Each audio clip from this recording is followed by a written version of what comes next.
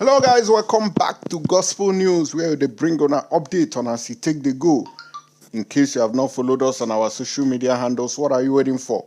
We did for Instagram, Twitter, and on Facebook, and we are bringing you back-to-back update on as it take the happen. Let's go straight to the reason why we are here today.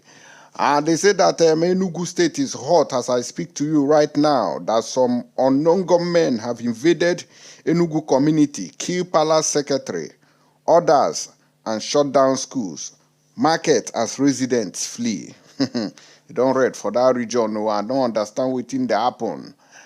They say government invade Enugu community, now they show you for screen, so kill palace secretary, order, shut down schools, markets as residents flee for their lives. Enugu State people, waiting to happen for that side. We'll soon find out from the full details of this video. And they say that the former governor of Anambra State, where they call P2B, don't react to lies Mohammed's report on social media, where he fled to United Kingdom, America. Go there, go say P2B has committed treason. Say they supposed triumph over his comment on Tinubu's rigging and all that. We'll go into details very fast without wasting your time. They say that some gunmen have invaded Akpafu community in the Nkano East local government area of Enugu State, killing 2 residents, including a palace secretary of Ajeme Akpafu Autonomous Community, identified as Chukwuma Nnamuoke. Sahara reporters reliably gathered that no fewer than 4 persons have been killed in the community, with several others critically injured by same gunmen in the last 3 weeks. It was reliably gathered that the gunmen who are avenging the burning and the demolition of houses of members of the Eastern Security Network (ESN) from the community during military invasion in December 2022 have permanently shut down schools, primary and secondary, markets and churches activities in 3 autonomous communities in Akpafu. In this case, then they accuse the Eastern Security Network of being behind this particular attack, which they happen now. With what we can see in this report, according to them, they say that this community, like say their chiefs and kings, whatever they have there, say they went and brought the Nigerian army to come and kill, destroy, and pull down properties allegedly belonging to ESN members, but nobody can verify this information as I speak to you now. They were said to have identified some villagers to kill for allegedly providing information on ESN members in the community to the Nigerian security agencies. This one don't read who. They say that these people were providing, spying on the Eastern Security Network, we be say them they work day and night to protect the people against Fulani invasion. And it be like saying that the kind of thing where we still they hear before concerning Fulani invasion for Enugu Ezike, those days where they say that when ESN was brought to their community, they say they were giving information to the Nigerian army to come and kill them. Today, Fulanis have been entering that place and be doing all sorts of killings in those communities. It don't tell when we hear last on whether the killings has continued, don't abate. Although we know that the Eastern Security Network was deployed to Enugu Ezike to chase out the Fulani terrorists in the name of Hastemen.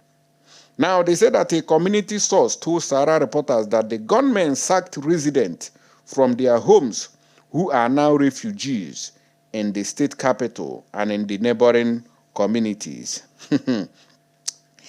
One of the sources who spoke to Sahara reporters on condition of anonymity said that gunmen invaded the community on Sunday night, went straight and killed Chief Nnamuoke, the cabinet secretary of the traditional ruler of Ajeme Akpafu Autonomous Community, His Royal Highness Igwe Christopher Nnamani, and escaped with the local vigilantes when the local vigilantes confronted them in a gun battle. No be small matter be this one wey we dey hear o.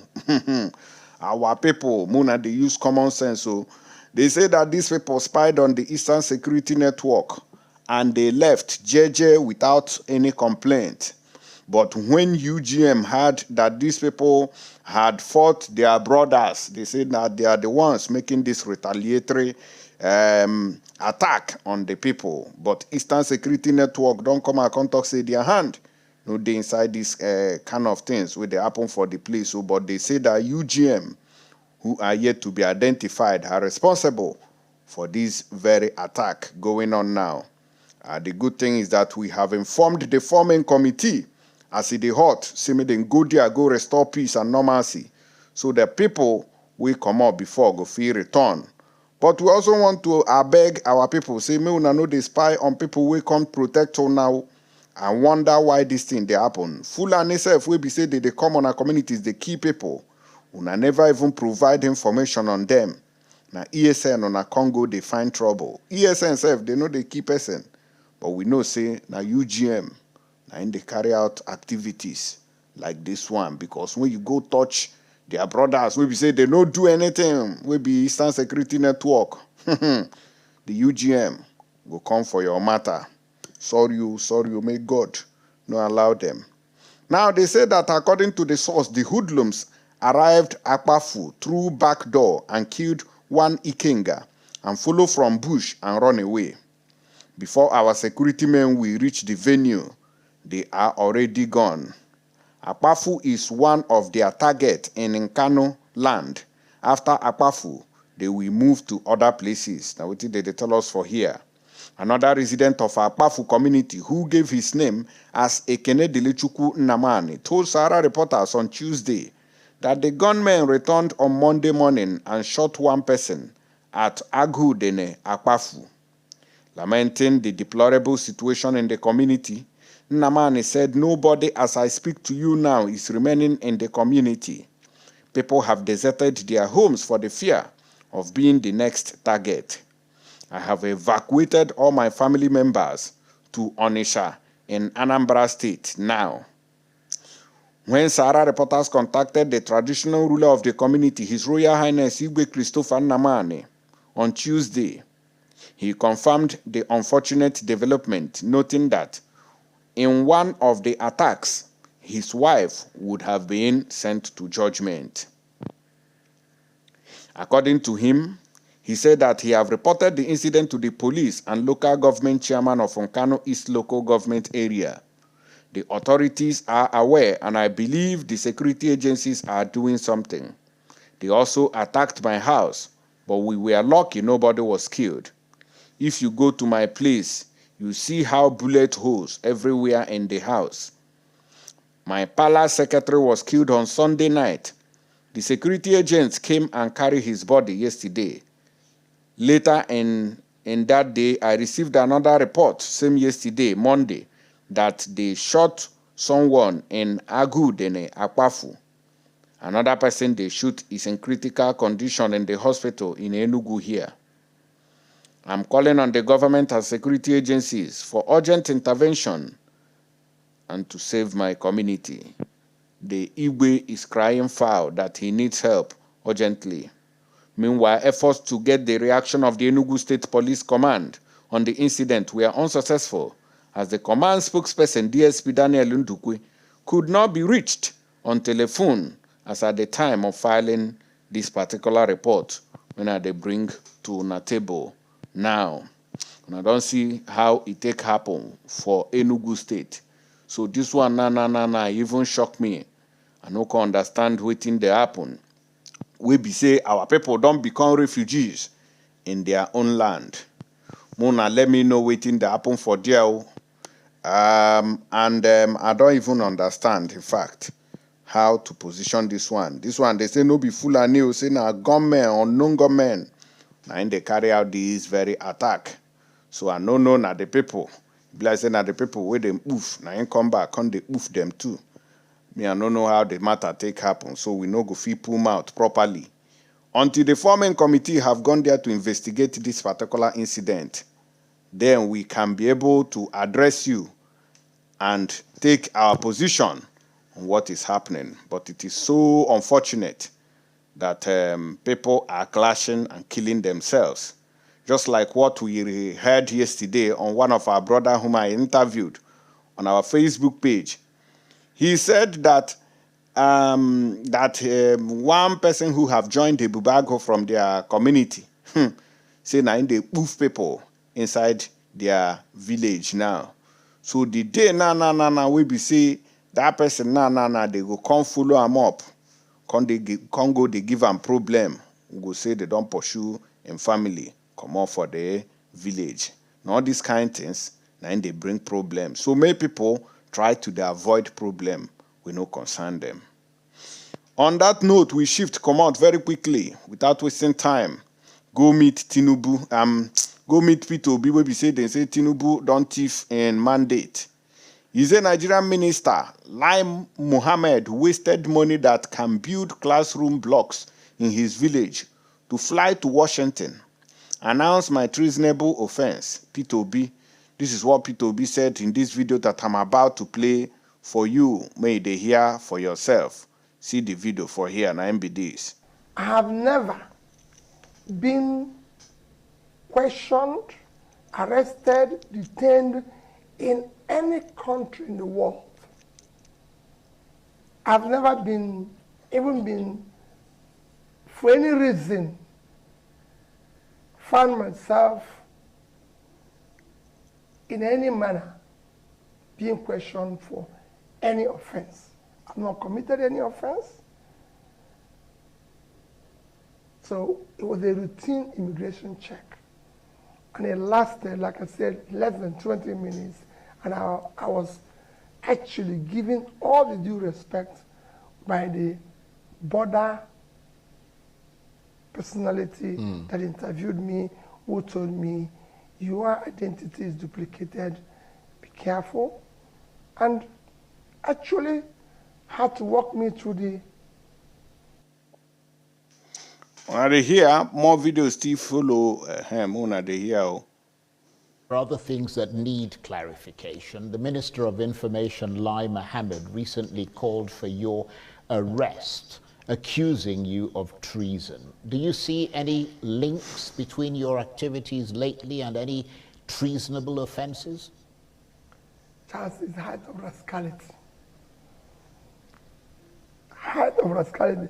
And it was even announced in Washington. I committed a treasonable offense. And I'm in Onitsha. And my minister went to announce it in Washington. This is what I'm talking about. We're not talking about wasting governance here. People don't want to understand.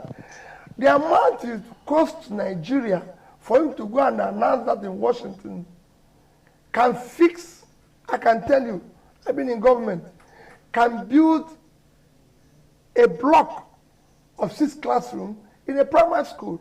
I'm sure if you go to his village, there's so many places. Hey, this video, no, they finish. When we hear this thing finish. These are one of the things I'm telling you. They've turned the whole thing into a joke. So what it is now is, what are we going to do to crush this person?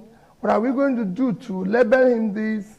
If it is not to label him tribal bigot, religious bigot, if it's not sticking, maybe we'll find his family, maybe have a love child somewhere, maybe all sorts of things, you know, duplicated identity, everything. Because I've been to the UK about 3 times this year, you know, this issue. So it's all about, oh, let's go to Washington and announce to them that is treason, that is involved in this, involved in that.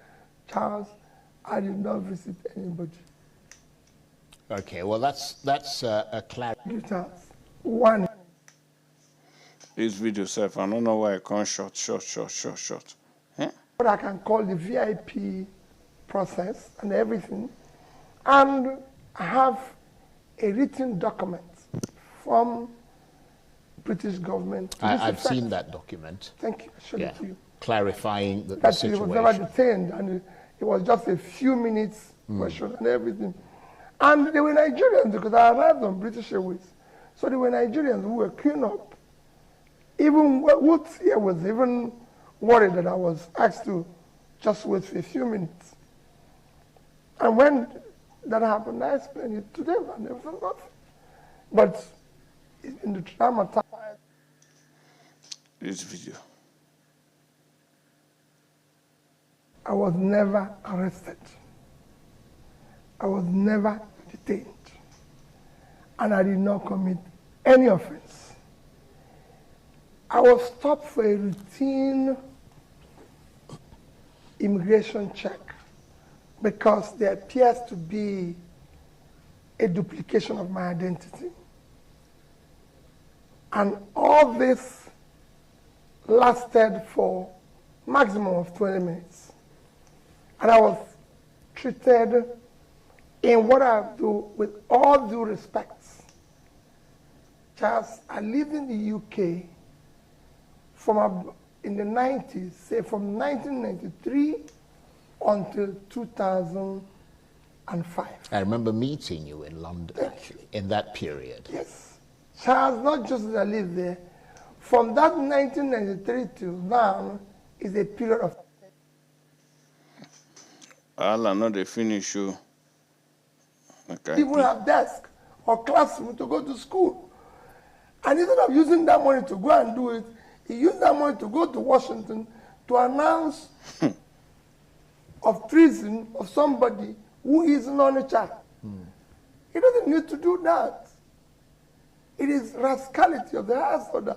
These are the reason why we want a new Nigeria where things will work the way it works in other clients. From there he went to London, announcing the same thing. Well, I'm in Nigeria. He should have come to see me or invite me and say this is the offense. How did we get here? If it did in fact happen. Charles, it did not happen. I've never visited him. I didn't. All right, guys, Mona, hold on for there. Mona manage this one. We'll bring on us. So, this interview, it dey interesting. P2B say they no arrest him. Check, ma'am. He can't tackle this man, what they call liar Mohammed, the chief liar of the federation. They say the man, he lie like lying machine. Say, now he carry the matter, come out. Say, he commit reasonable offense. Say, money where they for you stay build schools for in village. He carry and go, they take the fly plane up and down. Lying Mohammed, Oporonko, go say, sisi. Now I run, they go Washington, go they announce, say P2B don't commit treason. Because of what? The Igbo man. Igbo man, Nigeria is not for you. Whether na P2B, whether through presidency, it go hard. Because justice, I know just say day for this country, with the way when they see them. With all these people where they lie up and down. To see, it go hard. If they greet you good morning, may you run, because these people have nothing to offer to anybody. Mona, drop on our comments below and let me know what you think concerning this matter. I'll come back with more updates. Thank you.